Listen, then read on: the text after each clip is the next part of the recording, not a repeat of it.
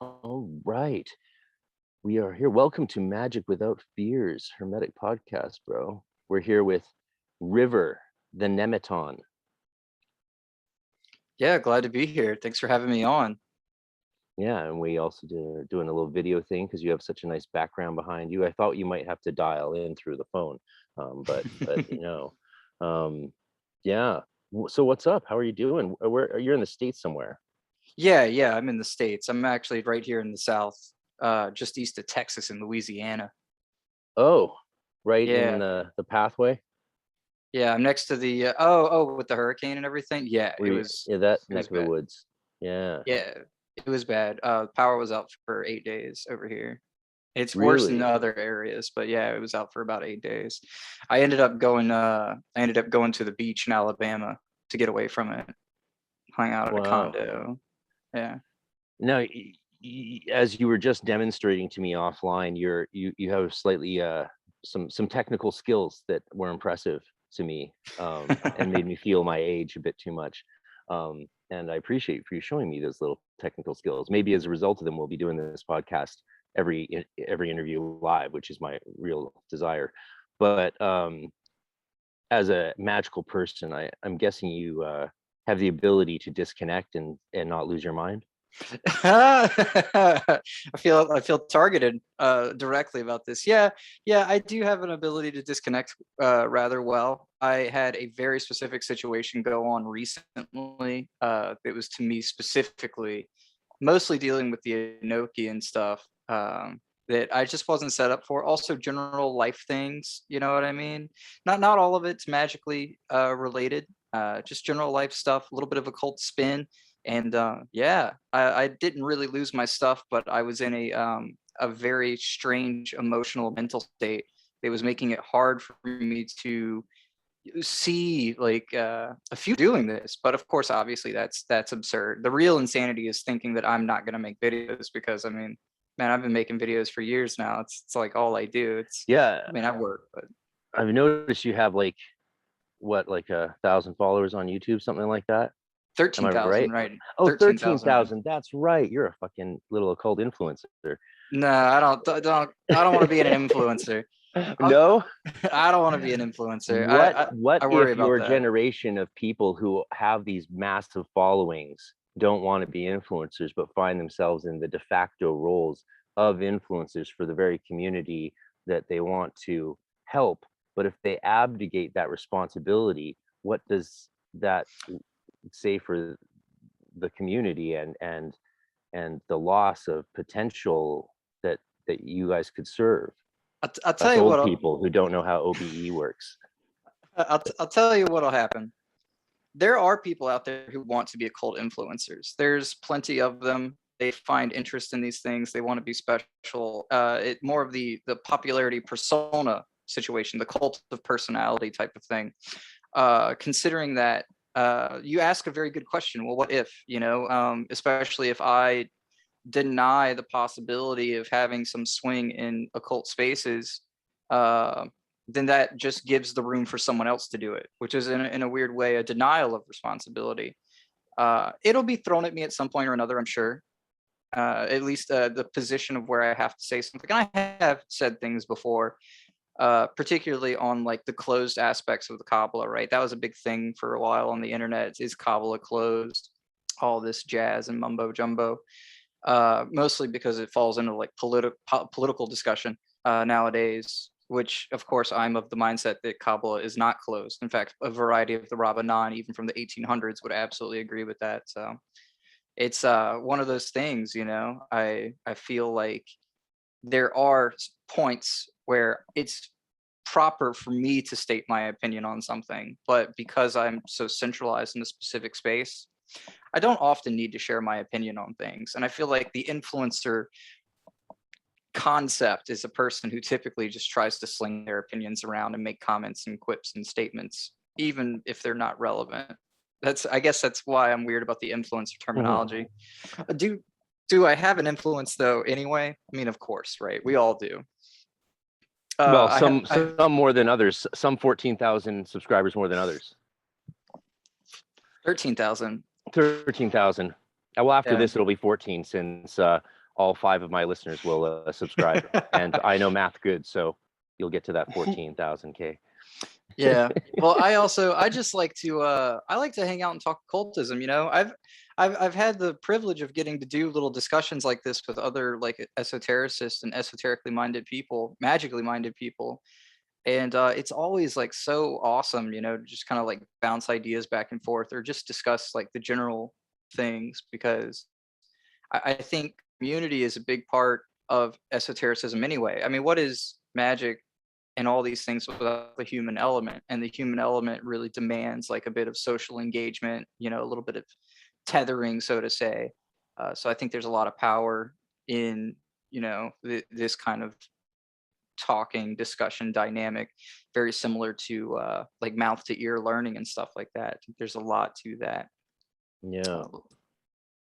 It's fun. One of the people in my cyber guild was actually just asking me questions that touch on this today, and we were talking about the Thelema GD thing, and he was saying, because he's a Mason, he likes the GD stuff, and you know, got himself robe and nemesis, and even a sash, even a neophyte sash, which no one's ever worn. We never wear the neophyte sashes except for you get them put on at the end of the neophyte initiation, and then they take them back because you don't keep them. You get your own actual sash in Zelator when you enter the tree. But he was asking about Thelema. He was hearing that Thelema sort of claims that the GD initiations no longer work, which Thelema has claimed that. Crowley has claimed that they no longer work. That aeon Which is is surpassed. weird. And he said, "What do you think about that?" And we had a long sort of back and forth. And I said actually I actually surprised myself with some of the points I made. But the main point I always make is that like when he changes like I'm an Aquarius, so when Crowley changed Sadi, the star, from Aquarius, that pisses Aquarians off, but more importantly, it breaks down the ability for us to communicate within the Western mystery tradition.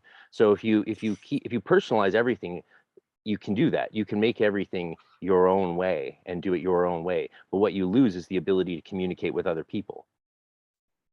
Oh And yeah. that's what I see happening, the more people personalize, and that's what Crowley and Thelema wanted to do to a large extent, and we can see it now biting them in the ass with so many OTO people were sort of tossed out the other year. I don't know if you know about that, but like there's movements Yeah, within that yeah. whole thing going on. There's the Richard Davis and the gender issues with the roles in the Gnostic Mass is an issue, but really what is, I think, just counterproductive is the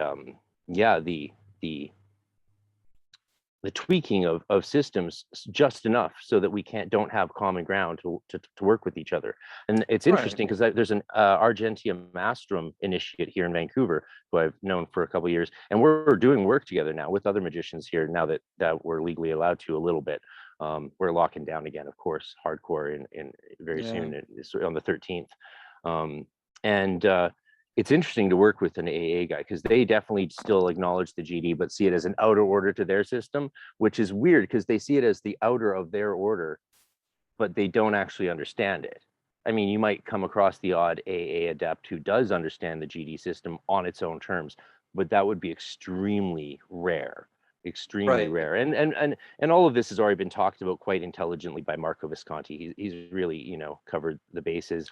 And Yeah. also Rufus Opus has spent more time with GD people in recent years and has said some things that surprised a lot of the GD community. And I'm like, that's my point. I was quoting him because they're like, this sounds very odd that RO said that. I'm like, that's why I'm telling you he said that, because it's showing, as we communicate more across boundaries with each other and build bridges, we change, we learn, we grow. Like I never used to think that I would work with an AA initiate at all, but we Right. can totally work together.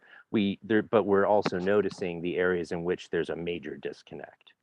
Oh yeah. Well, and of course that's a thing, you know. So like, for example, I was always a really big fan, I should say, of make sure I leave a chat. I was sitting here that whole time. Whoops. I was always a very big fan of essentially, you know, Jewish Kabbalah. I didn't really blend into Hermetic Kabbalah until much later, which surprises many people, especially because I have a pretty express interest in ceremonial magic, and that comes from my Freemasonic background. really do ceremonial magic in the way that we often think of it, but I do You're a brother personally Mason as love well? Freemasonry. Yes, yeah. I was Nice. raised in 2014, I want to say. It's been a while. It's been a lot. I'm a lot older than people think I am, actually. I'm much closer to 30 than the average person would suspect. But yeah, I was raised in like That's what I tell people too. 2014. Yeah, no, that's correct. I was initiated in 2013, and I was raised about 6 months later in 2014, which is very fast. I think in Europe it's a little bit slower for Blue Lodge, Yeah. but in America it's as fast as you can catechism. If as fast as you can catechism, you can pretty much do it and get scheduled for your next degree. Which of course I was a fanatic, Yeah. and I ended up doing a bunch of lectures. Sorry, that's very tangential. I got distracted. So coming back to like what you were discussing, this kind of like disconnect between information based on how it's presented itself in a particular system, right? So like Jewish Kabbalah and Hermetic Kabbalah have a lot of similarities, and at the same time don't line up. What one finds valuable, the other one does not. That tends to be a big deal. They share a lot of similar spaces though. Like let's look at the LBRP, right? The particular elemental associations with direction and like the spherothic layout, as you can kind of imagine yourself being is essentially Tiferet, right? And having the forces about you, and you have all the archangel names and such. These correspondent ideas, or I should just say correspondences, and the usage of correspondences is so popular in Jewish Kabbalah as well, particularly in Kabbalah Ma'asit, the practical Kabbalah, which tends to be like your amulet creation and everything like that. But the language and nature of it has shifted so much. It's almost as if they don't really have common ground aside from pictorial things, right? They have pictorial similarities, and that's like the diagram, right, of the spherothic forces or Sephiroth, right? I mean, even our paths are labeled with different letters and things like that. You know what I mean? We have a different pathing system. Yeah. And the means by which you move through those is also different, right? So we don't really see a lot of scrying in traditional Jewish Kabbalah, but that's also not true. So it's a weird situation where when we see this kind of scrying, this meditative and investigation, so to say, of like the Sephiroth and everything, or maybe a particular invoking of a spherothic form, or maybe you're working with like planetary spirits that you're tying it to the astrological movements, and maybe you use the planet associated with a particular spherot, or your understanding of that spherot in the practice to kind of connect you a little bit further, however you want to do it. We don't really see that in the Judaic style, but there are stories of rabbinical individuals like Isaac Luria who could technically, at least by technically what I mean is documented that they could go to those places, not physically, but in a spiritual, mental, and emotional way. They could go to the different Sfarot.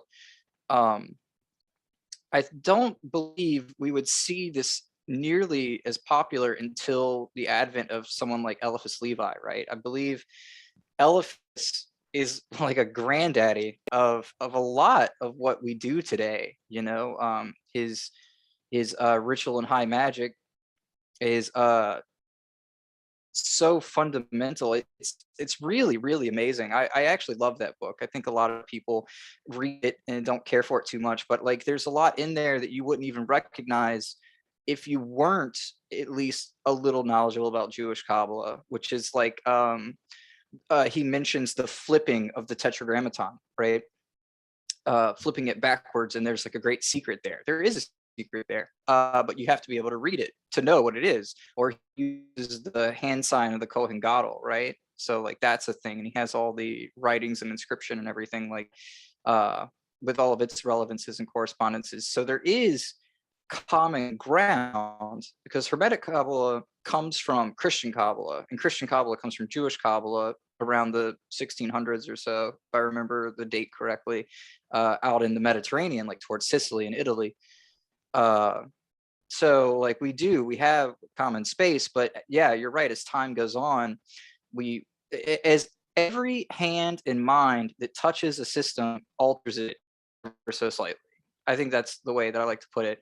And Crowley is interesting because he didn't want to just touch someone else's system. He really wanted his own, right? Like the advent of Thelema was going to be so personalized, you know. And I know he gets a lot of flack for his cult of personality style, and I don't even know if he truly intended that, because there are times when his quotes seem as if he wouldn't want that, but then there's actions that would suggest that he would want that. So it's you know, it's choppy. But yeah, you know, instead of just having his little stamp, so to say, on the HOGD, he ripped everything up and started Thelema. And of course, there's the Book of the Law, Liber Vegas, and that does a big number to change things into perpetually, you know, because now Thelema is an evolving system in my mind. It's consistently moving. Like you mentioned, Marco Visconti, right? Marco has made some really serious drive, like push Thelema on scale in a different direction. And I know he's not like harping on that too much anymore, but he still stands by what he says, you know, and I respect that in a person. We needed someone who, from within that world, to point the things out that he's pointed out, because it's very hard to be critical of the systems that you love and come out of. But Yeah.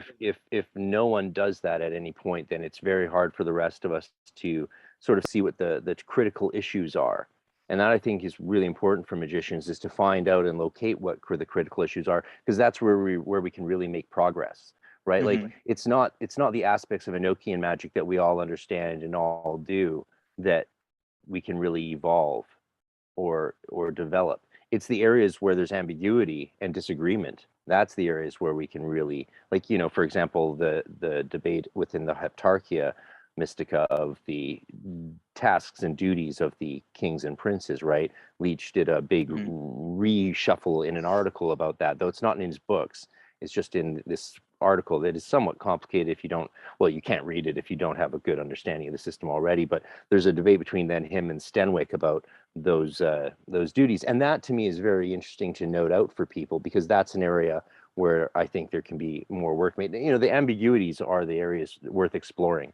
And so Marco pointing out the weaknesses in the OTO curriculums and different thelemic approaches has, I think, created an openness and awareness within that community to maybe considering the fact that they have something still to learn from other communities. And with a lot of Golden Dawn people also learning more, we got to know more about Thelema as a result of all that.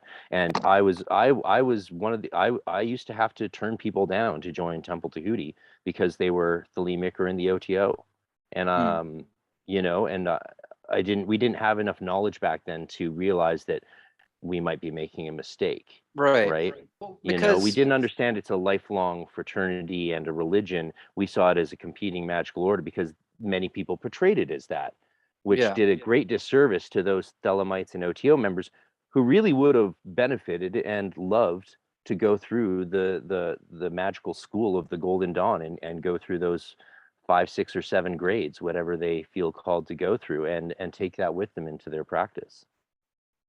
Right. Well, and it serves us to reason. It's very beneficial for us to consider the fact that there's really nothing new under the sun, right? Everything's the same as it's always been in my mind. There's nothing fresh at the end of the day. And what I mean by bringing that up is we really don't have a space to disregard other systems unless, of course, they're like dangerous. But we don't really have a space to disregard other systems because everything is essentially the same, aside from the fact that we use different terminology and maybe the philosophy shifts. The point, I should say, the tier at where it stands in the, like, we might say the grand metaphysical scale might be different, right? Like, not every group or individual is going to understand Nuit as like an extensive metaphysical concept. They might see it as more of like literal stars, right? Like a physical representation. And that particular level by which we relate to something individually does cause issues in terms of communication, because you might understand it differently than I do. And that was like, I did a Babylon video one time. Which was a discussion realistically on my understanding of Jewish Kabbalah and the divine feminine as a portrayal, or to look at the portrayal of Babylon as a character and kind of put it in the metaphysical scheme as I understand Jewish Kabbalah, which put Babylon as like Bina. Of course, the daughter of Babylon is the same, the daughter represented in Jewish Kabbalah, which is the second Hevavhe or Malchut. And then the most minor form of Babylon, the minor receiver is, of course, the individual, right? Every individual has a masculine and feminine component to them. And this applies to every situation in life. There's always a sense of reception, which is really funny. Look, I know we're having serious talk, but I thought we could do something a little fun. If there's ever been a podcast for fun and shit talk, this is the one. Okay. This is the podcast for anyone listening. If you get like, if anyone's life gets ruined and destroyed and they get canceled and they're living under a bridge and they just need to vent their story, this is that podcast. This is that one. I invited Taliesin McKnight to come on and tell his story because he's been a character for some years. I don't know anything about him at all, and I was not in the scene when he was doing his thing. But I was like, hey, seems like you've been through a lot. If you want to just come and I don't know anything about the dude, but I was like, this is the kind of guy who's like, if you want to come and just like talk and share what you there needs to be a place for that, right? Yeah. For bits and the marginalized within a marginal. So hey, that's good. Yeah, that's a nice idea. One thing that's interesting is I've noticed a lot of these trying to follow very corporate models, like trying to produce them in more and more polished way, which is really weird given, let's say, the loosely termed the internet economy has developed that. Mm-hmm. People are lead the conversation into a strange place, someone for a long form podcast, right? The people who like that the most are like Gen Z people. Who Gen Z does like long form podcasts. They're like, I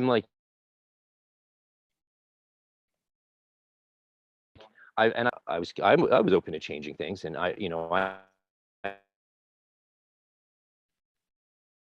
have a background in invocation demonstrates that I just released the psychedelic version on it's online. Just a little I watched it. It's really cool. It's really cool. I like it.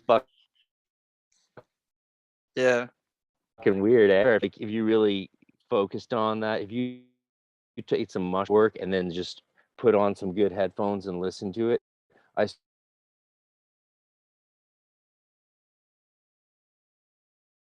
swear I do something we can't have fun with along the way, right? Yeah. I mean, I think MAGICk is honestly a space for entertainment, self-entertainment, and self-experience. And I think self-experience can be enjoyable if you have the right mindset, And I like that people do stuff like that and have fun. Yeah, there's something I think we're forgetting a lot these days, and it's like the concept in philosophy is represented by the French word jouissance, right? Like sort of joy. But if you think of that sort of philosophically, or especially I guess in semiotic terms, as that which bridges pre-nature into nature. So if there's a pre-semiotic nature before nature, or as Goethe would say, nature naturing, and then there's the nature that comes out, that is manifest before us, right? That process from one to the other could be described as the act of jouissance, nature's self-expression and unfolding through ecstatic joy into manifestation. It's a very similar idea to what we see in the Tzimtzum of the Kabbalah. Yeah, it does. I was thinking that. And not only that, also the conceptions around nature already. So Bina is analogous, or not, I shouldn't say analogous, is essentially anonymous with nature. It is. It's a synonym. It's a synonym. Way. That's what I'm looking for. In a metaphysical way, it's there's like a strange relationship between Bina and Malchut. Right? Yeah. Oh, well, you have the Divine Mother and Malka, the bride. Yeah. They're like the same yet different. and they're represented in similar ways. Oh, which reminds me of the fun thing I was gonna. So for you let and me, your, yeah, oh, go okay, ahead. let me, yeah, just before we move on though, the interesting thing a lot of people don't realize is in the GD, they correspond really neatly to the specific elements. The specific elements are aligned on the tree as Yud, fire in Chokmah, Right. He, water in Binah, then Vav, air in Tiferet, and He final in Malchut. And Yeah. so that's where you get the two waters, is in the specific elements. Anyway, it's a technical thing. I'm Yeah. not sure how important it is, but continue. No, it's actually not changing subjects. It's in a little bit of an expansion. Something that a lot of people don't know is in Judaism, they, you know how you were talking about nature's outward expression. Yeah. Elohim has 5 letters, and nature also is a reduction into 5. I actually have a gematria video that goes into the numerical and like look of Elohim as it relates to the development of the human body. And the particular 5 extensions are literally the 5 appendages, the 2 legs, the 2 arms, and the head. But of course, then the divine masculine, Elohim being a feminine form, the divine masculine nature is 6. Hence, we have the 6-pointed star, which would be like the phallic region, right? Yeah. Also, the 5 fingers, the 5 toes, those types of things. Now, what's really cool is the tetragrammaton is symbolically represented in the human eye, right? So the white of the eye, like literally the white around the outside of, you know, the iris and the pupil and everything, is the yod, or the consuming, all-encompassing fires, so to say, of Atzilut. And if you look very closely, it doesn't matter what color your eye is, go take a look, get a mirror or whatever, and there is a rim. There's a dark rim around the outside of the eye. It's darker than the iris. Yeah. That's the upper hay. The iris itself is the personalized, self-expressing Tiferet, right? It is the I am portion. Well, I am is more associated with Ayeh, Asher Ayeh, which is tied to Atzilut and Arikon Peen, but that's not really relevant. You know what I mean, though, that coming into egotistical expression is the color of the iris. And then the pupil, the black pupil, being just like the rim on the outside, the daughter, in a sense, is Malchut, right? So when you see your concentric circle diagrams, if you were to arrange it in 4 worlds, you could literally draw an eye. And this is believed to be the eye of providence that many people talk about. It could also be the eye of Arikon Peen. So Arikon Peen being the Yod, in a sense, the divine will, the expression of the divine will has an open eye. That's what they call it. It comes from Sefer Detzniutha, or Desniuta, book of that which is concealed, which is a minor segment of the Zohar, deals with the skull of Arikon Peen, which, you know, we do find in the Zohar very lightly in the portions that discuss Genesis. And we also find more on it in Tikkun HaZohar. But the reason I was bringing it up is, again, it comes back to that, you know, nurturing nature, nurturing nature, is the idea that metaphysics is either inspired by the physical form, by the human being, the man deifying himself, or if you're a spiritualist, you believe that the divinity has literally expressed itself into the form. So, you know, it's a vice versa situation. Very interesting stuff. The Tree of Life is very cool too. I think many people disregard some of the minor points. I'd like to just throw one out for entertainment purposes. Please do. Is if you consider, so a lot of people say that the God of the Old Testament's an asshole, right? Which it's kind of true. Kind of true, right? I've heard a few Gnostics say so after a few Yeah, points. Gnostics really like to talk about that sort of thing. They honestly believe it's a different deity. They tend to believe it's Yod Baoth or some other demiurgic figure, depending on who you're talking to. Not all Gnostics even know that name. What's really funny though is if you look at it, the Kabbalistic diagram comes out of the Old Testament explicitly, right? Like it's in the word Bereshit, which means in the beginning. I've done a discussion on this before. The entire Kabbalistic diagram exists in the very first word of the Torah.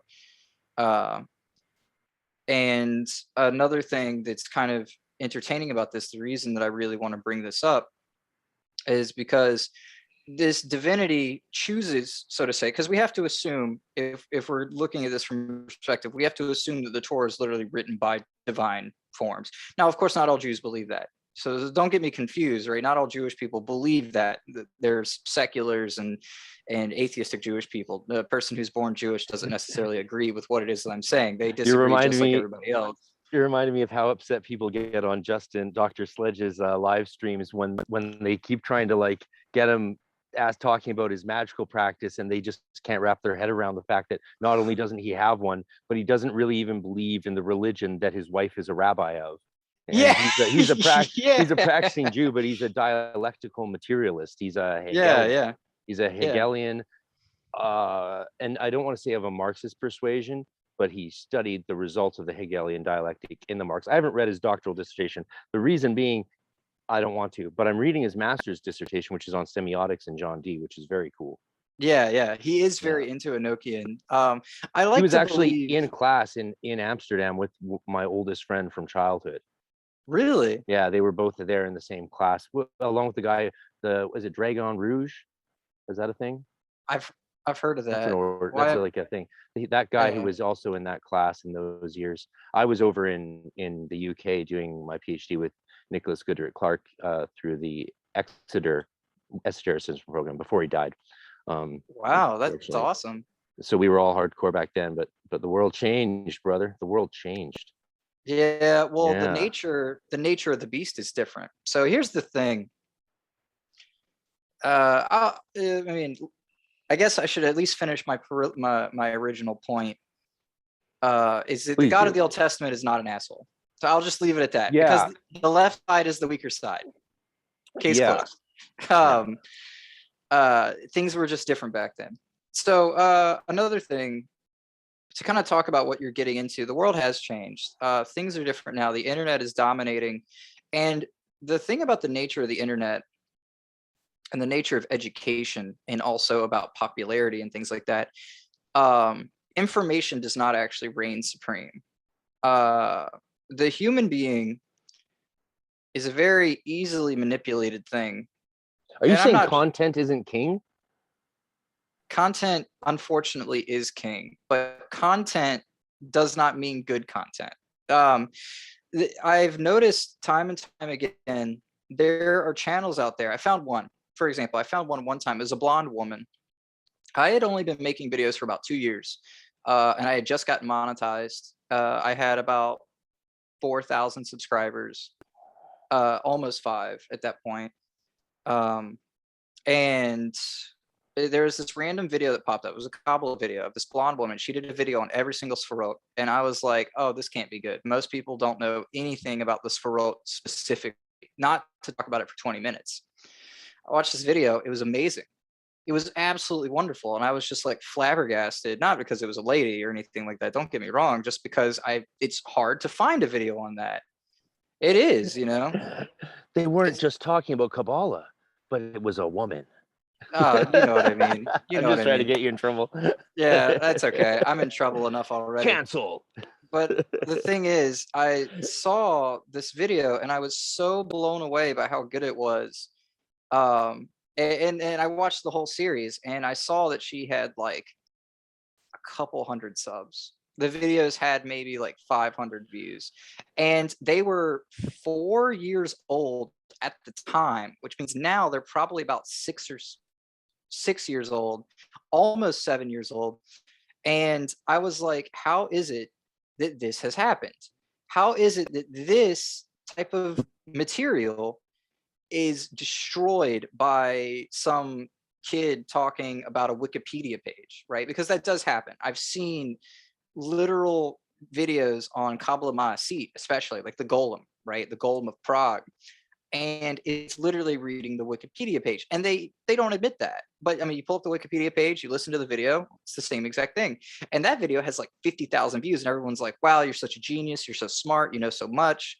And it's like, y'all, you can read your own Wikipedia articles, but you know what the trick was? The video looked good. That's the thing, it looked good.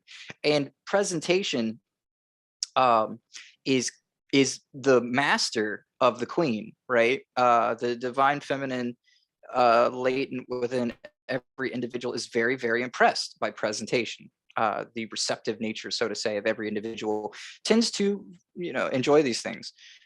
So your average individual who doesn't know anything about the Golem of Prague sees this video and sees this person and thinks, wow, this is like really amazing. And then you have another person out there, this lady, who has an unbelievable video and a series, actually, not even just one video, a series, and is completely ignored. And that was always something that frustrated me. And I remember when I first got into video creation, my shittiest, worst videos are killers. They're monster videos. I mean, like 50,000 views, and I've started unlisting them and stuff like that because I just hate them. But then the videos that look good started to perform better, obviously, right? Because the visual thing was there, but also the information quality went up. But there's a niche market for that I think a lot of people don't realize. Occultism is becoming like every other space, right? It's sellable. It's a commodity almost that you can like package and sell to people. You sell a couple of different things. You sell either a religious thing, like the spiritual component of being like saved or what have you, like the church does, or you sell the desire for mystery. That's a big one. The desire for mysticism and mystery, and the general confusion and mystique, which can be both aesthetic, emotional, intellectual. It can touch you on every level, so to say. Or you simply sell aesthetic outrightly, which is very popular nowadays, in my opinion. I believe selling aesthetic is going to dominate the occult market, and it started, in my personal opinion, in the witchy community. Now, occultism has always been very big on aesthetics. Just look at our ritual regalia, right? Look at our regalia. Look at our. I don't know what you're talking about. Yeah. What are you talking about? What are you talking about? Yeah, you got your GD stuff with you. That's tight. Oh, I'm pretty GD, you could say, brother. Yeah, I like that. I actually wanted to do HOGD, but we don't have anything out here. But too bad. Wait, you don't? You have all those people. You have Leech in Florida and all those people. They're just like a few hours away from you. Cicero's. Yeah, but I would have to travel for that. Oh, poor baby. Poor Yeah, baby. yeah, I'd have to. We drive wouldn't want too you to far. have to get in a car or ride a like broomstick. 5 hours. Nah, it's Oh, too much. Jesus! We had to drive from Vancouver to LA. There was from 99 to from 98, 99 to 2004. I drove from Vancouver to LA 30 plus times in a 1985 Mercury Grand Marquis, which sucked in the cities but was heaven on the freeway with its big sofas, like the plush sofas in the front and back seat. It was a boat. But 15 of those times I had to drive from Vancouver to LA alone to go down to Temple of Isis, to not for initiations or anything. We had a full temple here, but yeah, so I have very little sympathy for people who don't want to drive 5 hours. Yeah. But yeah, I'm just I'm razzing you. teasing. I'm razzing you. Oh fuck yeah. Yeah, Yeah. I'm messing anyway. But so the regalia is something. Actually, hold on 1 second, okay? Okay, yeah. Okay, we're back. Oh yeah, and here's my new Mars sword. I've just primered it. I have to get my inner order motto engraved. I just primered it, and I have to get my inner order motto engraved on the blade. And I have a couple of blacksmith friends in town, actually, from the old days, and I might get one to put the third pentagrams here. But I also sort of like it just like this. I like it just like that. And it's got a thing with a latch and a thing for so I can actually just wear it on my back, like behind me, and pull it out for my work. My old sword, awesome. My old sword hilt shattered from my Mars sword when Temple Tahuti fell. It was made of Fimo around a Tai Chi sword that, again, I had engraved my motto on the blade. And after Temple Tahuti was closed and the fire department kicked us out of the building after almost 10 years, it was inevitable. We were on borrowed time. We were using every spirit in the book to keep those firemen from, they would walk into this big temple and they'd look around and they'd be like, okay. And they'd walk in through see all the other illegal construction of this huge loft, 3,000 square feet temple, and they'd see it all. They'd walk around and they'd be like, okay, see ya, and all good. But eventually, there was a year, the last year, we did no magic for their inspection, no magic. I was too busy in seminary, and I was getting married, and everyone was very distracted by the drama going on with our order at that time. And so no magic was done. The fire department came in and just Yeah, you're out in 30 days. And that Well, was the end of the temple. you might appreciate this then. I used to have a cup right here. Oh, by the way, this is a three-dimensional unicursal hexagram. If you haven't Oh my seen God, that. that's cool. Yeah. Yeah. I had a So friend. it's a ball for those listening. It's a ball with lines on it. It looks like nothing, but it's actually a Yeah. three-dimensional unicursal hexagram. You can see it at the proper Oh angle. yeah, very cool. That is one line. Dude, that's awesome. That Did you draw that? Oh no, a friend of mine designed it. So I had a friend who discovered mathematically how you would draw a three-dimensional unicursal hexagram. And so this is actually two of them. This is two, so it can actually have like the design of the hexagram. If you do just one, it is essentially a half piece. So what it is the hexagram is on the inside, so to say. These points, Yeah. these little dots you see are the points of where it would intersect internally. And the line passes through all the main points in the same pattern.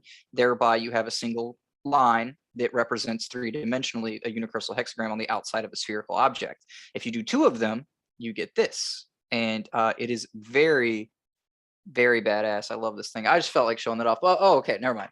So I used to have a cup right here. So I think you might appreciate that I used to run with my red candle, my cup. There's a feather and some incense in my plant, right? So that was my means of having the four implements in my backdrop without actually having them. Now, like that's my pinnacle. That's my sword, athame, my cup, which was literally a cup, right? The silver goblet that I don't have out right now. And of course the red candle was cheap. That was a cheap way for me to just represent, the general fires and colorations. I'm very curious about the staff now that you're talking about your backdrop here. Oh yeah. We weren't going to do a video interview, but then he had such a nice backdrop that we hooked it up. Oh God, yeah. So you got some Malachim on the staff in Hebrew. Yep, General Malachim. This is a particular psalm associated with it. It has my name written into the grips. I'll eventually stain it. We're both fans of Hebrew Psalms, I see. Yes, I'm a big fan of Hebrew Psalms. So this is actually the Sfarot. You can see Keter, Chokmah, Bina, Chesed.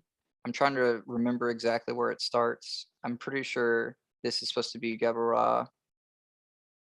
Yeah. I'm almost positive. There's Malchut down there. So what do you use the staff Tiferet, Hold, Yesod. Yeah, okay, this is all of it. What do I use it for? I use it for my own ritualistic purposes. The staff is often a representation of Zion Peen, right? The short face, the active principle of, or the active agency of magical practices, where y'all would have your athame or your sword. That essentially would be the same, but in the Judaic connotations, it's associated with different stories, like Eliyahu Hanavi or Moshe Rabbeinu, right? So Moses, our teacher, and Elijah the prophet. These characters have staves, and they use them at particular moments. Obviously, the staff of Moses is utilized in the presentation to Pharaoh with the serpent and everything like that. And it's also used by Elijah the prophet to strike water and go up into heaven in a whirlwind. So there is a correlation. There's a correlation between water and rods that a lot of people kind of miss out on. Of course, water being associated with Bina or the supernals. So the rod is also the letter Vav, right? Which is called like the nail and everything. So metaphysically speaking, we have an interrelationship between this and that, with the rod, because Vav is used as and, right? So, like Vaet means and the. So we have this really cool kind of mystical thing going on in the background of the symbol of just a stick, you know what I mean? So I use a stick to kind of represent my involvement in direction of spherothic forms. Now, athame, same situation. You can do the same exact thing with it. I just don't have a really pretty athame. I have a regular knife. So I plan to get a nice one eventually, but that's That's what that is. It's a ritualistic implement. I love it. It's gorgeous, man. Yeah, Yeah, well done. and of course, as everyone knows, right, the Nemeton mask. It That's is what that real. is. Yeah. Yeah, I, a lot I of people didn't don't know that become it's real. aware of you until recently when I heard about you being canceled. Yeah, yeah. Well, That drama. But I before wasn't we get really into that, canceled, but I know. sort Well, of. obviously you're here right now and you look well. I mean, Oh, there's no thank you. big cancel stamp on your forehead. Though I'm sure there's pretty few people who would like to tattoo one on it. God knows why, but fuck them. Before we move into cancel culture, which we should touch on, let's face it, Veha is and the. Vaet Mm. with Aleph Tav is what you're talking about. The Aleph Tav is only used to indicate in advance of the direct object of the sentence. So if the Right. thing it's referring to isn't the direct object, for those listening, because this was recently a debate on a GD forum, and people were talking about I understand the GD interpretation or the desire to view Aleph Tav as like the word of spirit because it's the first and last letter of the alphabet, synonymous with like alpha and omega. But grammatically, like I was taught that the reason every time the word et appears in Hebrew Bible, Aleph Tav, it's to indicate that the thing coming next to it pertains to spirit and is especially of a special import. Yes, Now, absolutely. my Because Vaet, Israeli Hebrew Bible biblical teacher and my biblical studies professor of Aramaic, they took issue with that interpretation when I proposed it to them because really, it's not true. It's just a grammatical function that is The Zohar specifies Vaet as a very special circumstance because, that's fascinating, isn't it? Since yeah, because that does not clock with PhDs, include whether they're Christian PhDs of Hebrew and Aramaic or Israeli ones who are Jewish. So that's an interesting.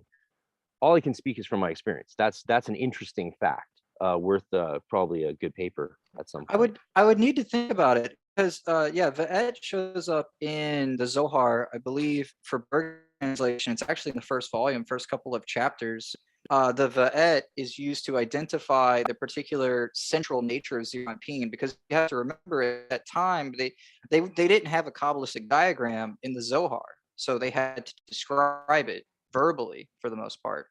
Um, so it was very striking to kind of see that sort of thing because the vav, so et in this particular case represents the creation, and the vaet, the vav is the bisector between it. It's the kav, it's the line of light that runs down from Ein Sof into Malchut. So it has a lot of metaphysical symbology there. I've heard of vaet being typically a sign of something of high spiritual import. So I didn't know that it ran. But then again, grammatical decisions. I had that just cast off when I brought it up. Though I bet if I had known what you just told me, which I didn't know back then in 2002, 3, when I did my Hebrew and Aramaic, I bet if I had mentioned that to them, you know what they probably would have said? Oh yeah, well those Zoharic mystics said a bunch of crazy shit. They probably would have. I That mean, probably would have been their answer. I mean, Well, they the did Zohar, that. they claim all kinds of stuff, and there you go. I wanted to pick up one tangent that we left off earlier when talking about the development of the Christian Kabbalah, especially as it was mainly represented by Giovanni Mirandola. He's the one who included the Shin in the Yod He Vav He to make it a mystical name of Jesus, etc. Yeah. What's recently interesting, and I've said this on some forums and stuff, which I rarely do, but sometimes I'm masochistic. What can I say? Yeah, you shouldn't write anything on Facebook. Just don't. Stop. Everyone stop. They're deleting all our forums too. They just deleted my page for my teaching. They just deleted the Golden Dawn Really? forum. Yeah. They're we're looking at a new satanic panic, especially with the 2 murders in England by E.A. Quetting's follower of the young Oh, I girls heard that about he that. sacrificed to Lucifer REFERRAL. And then the fact that he also has whose essay in his grimoire collection, and I don't want to say whose essay. I don't want to throw more wood on that, kindling on that fire, because we all love Babylon. You know what I'm saying? Anyway, if you're not aware of that, that's good. But that we want to try and save our dear friend in Costa Mesa from any more grief through accidental association with E.A. Quetting. You'll find out what's going on. Again, I just don't want to say his name in relation to that. But so the interesting thing that was recently discovered in Jewish scholarship, and I can't remember if it was Dr. Moshe Adel or Elliot Wolfson who noticed this. But the long debate, I'm sure you're aware of the long-standing debate about whether or not Ramon Lull, the blessed Ramon Lull, had any influence of Kabbalah in his development. I believe he's 13th, 14th century, of the spheres, right? He developed this whole thing of the spheres. And it was debated for a long time how he came up with that.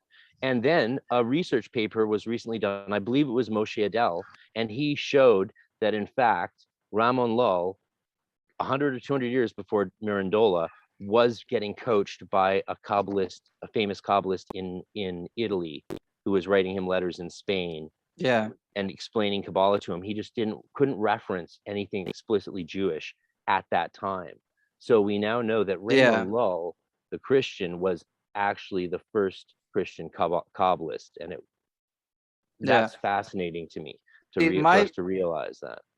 My big thing too, when it comes to Kabbalah, you mentioned like this idea of anything that's an expression of Judaism in any way and is devoid of Kabbalah. The Kabbalistic interpretation of that is that it's impossible. It's impossible to actually take the Kabbalah out of Judaism, because the received tradition is really just the grand analysis of the rabbinical sages, right? I mean, in a spiritual context, that's often where many people would take it, the analysis of the rabbinical sages. I mean, I can find Kabbalah in the Mishnah. I can find the Kabbalah in Talmudic law. The Mishnah is great for Kabbalah, the Targums. You can't really run away from it, which is why I do find it funny. I've met a couple of Jewish people who really, they're like, oh, that's nonsense. I don't really get into any of that. I think it's stupid or made up or what have you. And I'm like, okay, like I don't even try to argue with them. I'm just like, all right. But I don't understand the logic behind it. I understand from a non-Kabbalistic perspective, you can take them apart. But from a Kabbalistic perspective, you absolutely can't. So I think I'm going to take it a step further. I'm going to go academic on your ass, brother. You can take it historically so far back that you could argue that Kabbalah can't be extricated from Judaism, because you could also say that you can't extricate Judaism from Zoroastrianism or from the Babylonian mystery schools that they all were initiated into during the exile. Right? So the tree of life, as we know, in the Jewish Kabbalistic form, can't be a closed system, since they stole it from the Babylonians, along with a lot of their god names like El or Yah, which was EA, written in Babylonian. And so Judaism is already a syncretistic religion in the extreme, and any historian knows that. You don't need to go mystical, you don't need to go theological or even biblical to argue the inextricable nature of what became Kabbalah, or even the Merkava, or any of these things from Judaism, because Judaism itself was drawing those things and stealing them from the Babylonians and the Zoroastrians, a lot from Zoroastrianism, which is something that's really not talked about much. I think people aren't actually aware of how much Judaism took from Zoroastrianism in Persia. Most people get uncomfortable even thinking about it, which is fun to me. Well, it seems like the world would rather just let Zoroastrians disappear at this point, along with some other small religious groups. And it's a real travesty, because all the Zoroastrians I've met, I worked with this second year college. My summer, I sold Cutco, and my manager was a 22-year-old Zoroastrian girl, and she'd go on calls with me sometimes, training calls, because I was trying to make money for grad school, which is exorbitantly expensive in Canada. Especially if you're doing something not funded by supported by the government, which theology is not supported by the government. It was the year before I started, but after that tuition went up 20 grand a semester, so it stopped being supported. And she would just tell me the most amazing things about Zoroastrianism. I was like, damn, this is a fucking gorgeous religion. Like, wish sort of more people would be aware of how beautiful it is. Anyway. But let's touch on cancel culture before you have to go a bit. I'm sorry we can't do a full proper long one, but I love your knowledge of Kabbalah. I think you're a great dude, man. We got to do a part 2 to this for sure. And absolutely. Deeper into some of this stuff for sure. So on cancel culture. So many people understand there was a shot. I basically took a couple hits. I also threw a couple hits out like an idiot. My opinion of how to handle most situations is to not engage, and don't start them, right? Don't start them, don't engage. Best way to go. My personal opinion of it, though, is that often cancel culture is special because it's not always a fight between two parties, or a disagreement or frustration or anything like that between two parties. Sometimes it's just you and the viewer, right? Particularly when it comes to the internet and cancel culture on the internet. It's you and the populace. Well, why were people coming after you? I think a lot of people know that people came after you, but they don't know why. I don't know why. Oh, my ex and I had a fight. That's all. This was a fight with your ex? Yeah. You almost got canceled because of a fight with a personal relationship. Yeah. Jesus. Yeah, but I was fucking up too. Don't get me wrong. In my personal opinion, I fucked up by even engaging at all. I should have just walked away from the beginning. There was a lot of like ridiculous accusations of it at the end, and it was just, I don't know, it was sloppy. It was a mess. I learned. So I'll tell you what really kicked it off. I was having my own personal issues, and then as the word started to get around, there's a lot of people who showed up that just fucking hate, certain people. It really surprised me, and they showed me like so many things that I just honestly like was surprised. I was disappointed. That's the best way for me to put it. I was disappointed, and yeah, man. And this particular viewer and I were talking, and he, was chatting with me about it, and then he sent me something, and it was a template for a meme, and I was like, wow, all right. So there is a meme video. It's hidden now because I killed the drama off pretty quick. Like a meme video of you? Yes, I'll show it to you. This is something people do. So it's like, this is the first time I've ever actually heard the phrase "a template for a meme." Yeah, I have literally never heard that phrase before, but it was a concept. It was a concept piece. So it's for people to fill in so that they can produce multiple versions of the same nasty thing about you. Oh, no. It was not bad about me. Oh, it was the inversion of that. Bad about someone else, about your ex. It was a promotional for me. Yeah. To fight. So, man, why is everyone so mean these days? Should we talk about that maybe? Is that a better, like, should we spiritualize this rather than stay focused on your what people didn't know is that within a month after all this back and forth, and like some people trying to make really, like some people were genuinely affected, I'll admit. They were like surprised because I'm known as a very nice person. So seeing me not being nice was probably pretty weird for them. Another thing is that sitting there and coming out, I eventually, after about a month, was diagnosed as bipolar, right? So a lot of people didn't, weren't expecting that. I haven't actually told anyone aside from in private. So this is, I guess, the public reveal. That's what happened. I am now medicated for bipolar, which would explain a lot of my general fluctuations. So it was a whole ordeal. What it really was, so because some people think it's a canceling, some people think it was a fight, this and that, and I know I'm kind of summarizing it under these terms, but what it really was more of an ostracization. I'm having trouble saying that. Yeah, I was ostracized essentially. So I had my first breakdown. It caught a lot of people off guard. I was ostracized, and after that, it just got worse.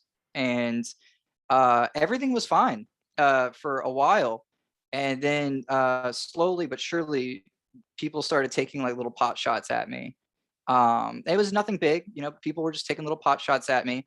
And then that's when all the people who like really, take issue with that sort of thing, came forward. And one person in particular, no, actually, there's a couple people in particular showed me, a bunch of stuff. They were like, yeah, this happened, this happened, this happened. And this is, well, a certain truth. And I'm not going to share those truths. And I just couldn't believe it. I was really blown away. It's really more of a sad situation than a good one, to be honest with you. It's really more of a sad situation than some sort of entertaining fight or anything like that.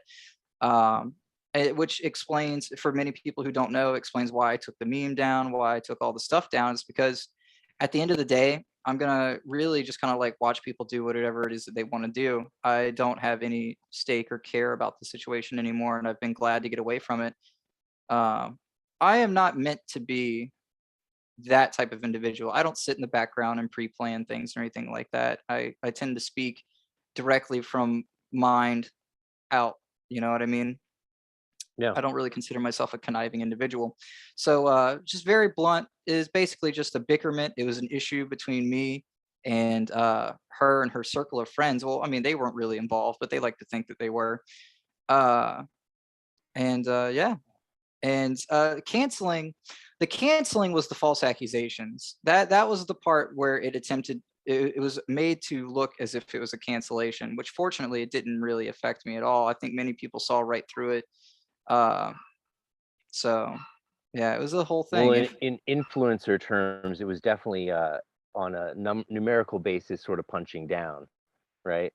Well, Like if you have it like all these it hordes of wasn't. people, if you have It like you have a lot yeah. of fans, but if someone has even more fans and then they just go after you, Well, it's they didn't at the sort of time like though. bullying. It sounds like. Yeah, I mean, well, it was at that point. Yeah, But they yeah, didn't at the time. So the thing is, when her and I started dating, she had like 6,000 subscribers, you know, and I had 12,000 something.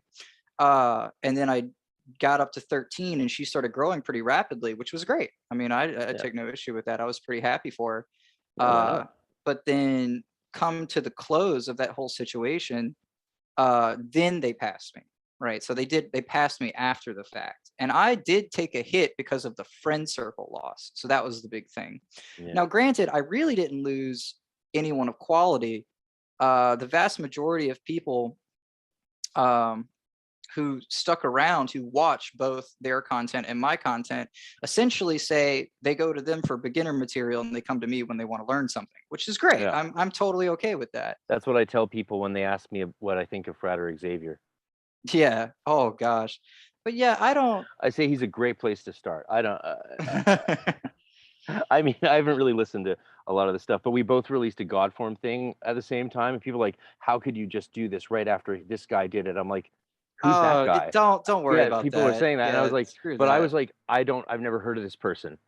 They're like, "How can you not have heard of the most important magical teacher on YouTube?" I'm like, well, I'm not on YouTube to learn magic. Yeah. I'm here to give like I offer very short, concise instructionals. You know what I mean? Yeah, yeah. That represent my tradition.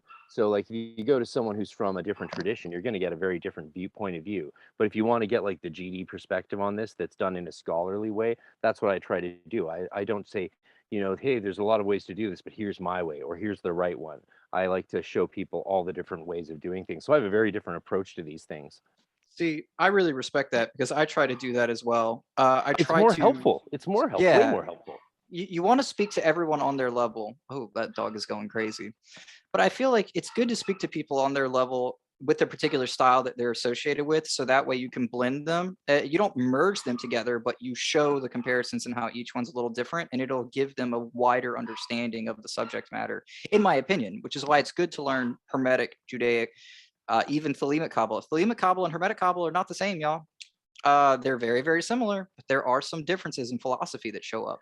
Well, I think you could still call Thelemic Kabbalah Hermetic Kabbalah. You But can, but yeah, but it's not the there's same as tweaks. GD. Oh yeah, Crowley, GD, Alepha, Levi, they all had their own little models of path allocation, stuff like that. And a lot of people believe Levi never practiced at all. Really? Yeah, That would be interesting. that's the thing about him. I don't know if there's any proof that he practiced. From reading him, it just seems to me that he must have practiced a He, little, but maybe yeah, he didn't. Maybe he didn't. hmm, I don't know. I mean, that's for a historian to answer. yeah. Let's get a real answer on that one. But hey, look, it's about Yeah, time for me to run. absolutely. Look, I had an amazing time. You're really easy to talk with. You're really fun to talk to, and you have a ton of insights. Also, I love your GD stuff. We should chat about that sometime. Yeah, And I hope that you will invite me back for a part two. you just say when. And yeah, All right. we'll do a personal Zoom show and tell for each other and maybe share some ritual tips. All right. Well, I mean, if I have any good ones, I can do my Judaic stuff. We'll see. River, the Nemeton, thank you. Promote me to your fans so I can hit 1,000 subscribers on YouTube and be allowed to live stream. I got your back. All right, brother. Much All right. love. Shalom. Shalom. Ooh. Have a good one.